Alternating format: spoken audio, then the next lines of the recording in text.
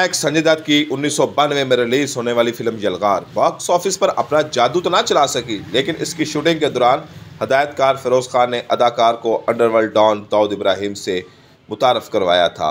संजय दत्त की जिंदगी किसी फिल्मी कहानी से कम नहीं, इसलिए इनकी बायोपिक संजू ब्लॉकबस्टर साबित हुई। ताहम अदाकार की जिंदगी इस कदर नशेबो फराज से गुजरी है कि इनकी ज़िंदगी के कई हैरत अंगेज़ और दिलचस्प वाक़यात वो हक़ाइक़ इस फिल्म का हिस्सा न बन सके। आइए आपको ऐसे ही वाक़यात सुनाते हैं जिससे आप संजय दत्त की ज़िंदगी के वो छुपे राज जान सकेंगे जो शायद आपने संजू नाम की फिल्म में भी ना देखे हों। भारतीय मीडिया के मुताबिक सुनील दत्त और नरगिस के यहाँ पहले बच्चे की विलादत होने वाली थी, तो उन्होंने एक मैगजीन में इश्तिहार देकर लोगों से लड़कों और लड़कियों के नाम तजवीज़ करने की दरख्वास्त की, और फिर जब इनके यहाँ बेटा पैदा हुआ तो स्टार जोरी ने बहुत सारे नामों में से एक नाम संजय नाम का इंतखाब किया। संजय दत्त ने बोर्डिंग स्कूल से पढ़ाई मुकम्मल होने के बाद कॉलेज जाने से इनकार कर दिया था, मगर सुनील दत्त ने बेटे को समझाया कि तुम अपनी ज़िंदगी में जो भी करना चाहते हो वो करो, लेकिन आगे बढ़ने के लिए तुम्हारा ग्रेजुएट होना ज़रूरी है। जिसके बाद उनका बम्बई के कॉलेज में दाखिला करवाया गया, मगर वो साल में 1 या 2 बार ही कॉलेज जाया करते थे। यही वो दौर था कि जब अदाकार को ये बुरी लत लग गई। संजय दत्त ने फिल्म रॉकी से बॉलीवुड में कदम रखा। इस फिल्म की शूटिंग के दौरान वो अपनी पहली हीरोइन टीना मुनीम पर फिदा हो गए। यहीं से दोनों का फेर शुरू हुआ जो 2 साल तक चला। इस रिश्ते के टूटने की वजह भी अदाकार की वो बुरी लत ही थी। अमेरिका के रिहैबिलिटेशन सेंटर में इस लत से छुटकारा पाने के बाद संजय दत्त जब वतन वापस आए तो उन्होंने अपनी सेहत पर खुसूसी तवज्जो देना शुरू कर दी और बॉडी बनाने में मसरूफ़ हो गए। संजय दत्त ने अमेरिका में रहते हुए हॉलीवुड अदाकार आर्नल्ड की बहुत फिल्में देखी तो उनको भी बॉडी बिल्डिंग का शौक पैदा हुआ। 1988 संजय दत्त के लिए काफ़ी अच्छा साबित हुआ, क्योंकि तब तक वो इस बुरी लत से छुटकारा हासिल कर चुके थे।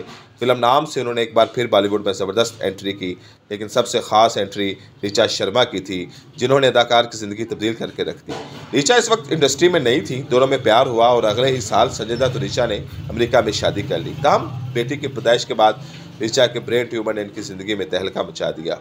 जब संजय दत्त की बीवी ऋचा शर्मा न्यूयॉर्क के अस्पताल में कैंसर से जंग लड़ रही थी, तब अदाकार ज़हनी तनाव का शिकार हो चुके थे। इस वक्त इन्हें मधुरी ने सहारा दिया और फिर दोनों एक दूसरे के मोहब्बत में गिरफ्तार हो गए।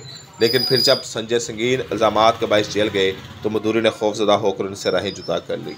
दूसरी जानब ऋचा ने भी इनसे अलहदगी का फैसला कर लिया, मगर बेटी के हवालगी के मुकदमे के दौरान ऋचा शर्मा 1996 में कैंसर के बायस इंतकाल कर गई। 1992 में रिलीज़ होने वाली फिल्म यलगार बॉक्स ऑफिस पर फ्लॉप साबित हुई, मगर इस फिल्म ने संजय दत्त की ज़िंदगी में तूफान खड़ा कर दिया था। एक रिपोर्ट के मुताबिक दुबई में इस फिल्म की शूटिंग के दौरान हदायतकार फिरोज खान ने संजय दत्त को अंडरवर्ल्ड डॉन दाऊद इब्राहिम से मिलवाया और यहीं से अदाकार का अंडरवर्ल्ड से राब्ता हुआ। संजय दत्त जब फिल्म सनम में काम कर रहे थे तो इस फिल्म के प्रोड्यूसर समीर हंगोरा और हनीफ काडवाला ने ही अदाकार की दरख्वास्त पर इन्हें राइफल्स ला कर दी, जो उन्होंने अपने वालिद को मसूल होने वाली धमकियों की वजह से ख़ानदान की हिफाजत के लिए मंगवाई थी। संजय ने एक राइफल अपने पास रखी, बाकी वापस कर दी। इसके बाद जब बम्बई में बम धमाके हुए तो फिल्म प्रोड्यूसर हनीफ और समीर को गिरफ्तार कर लिया गया। दोनों पर इल्ज़ाम था कि दोनों अंडरवर्ल्ड डॉन अबू सलीम के लिए काम कर रहे थे, जिसके बाद संजय दत्त को भी हिरासत में लिया गया, फिर इन्हें सज़ा भुगतनी पड़ी। मधुरी के बाद संजय दत्त की ज़िंदगी में एडवर्टाइजिंग मॉडल रिया पली ने कदम रखा और अदाकार से मिलने जेल भी जाया करती थी। मोहब्बत परवान चढ़ी तो दोनों ने 1998 में किसी को बताए बगैर मंदिर में शादी कर ली, मगर चंद साल बाद ही दोनों के एक्स्ट्रा मैरिटल अफेयर्स की खबरें आना शुरू हो गई। दोनों एक दूसरे से अलग हो गए और 2 बरस बाद 2005 में दोनों के दरमियान तलाक हो गई।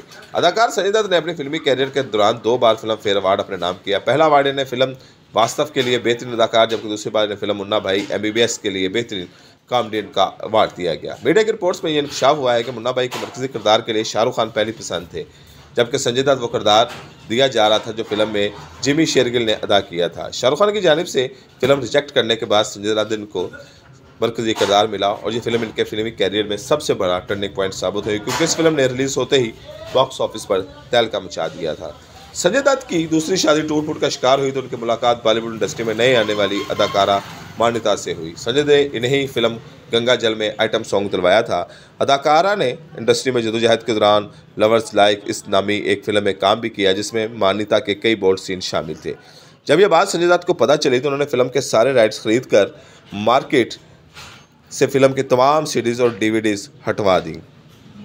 संजय इनसे बहुत प्यार करने लगे थे और फिर बिलाखिर उन्होंने 2008 में मान्यता से तीसरी शादी कर ली।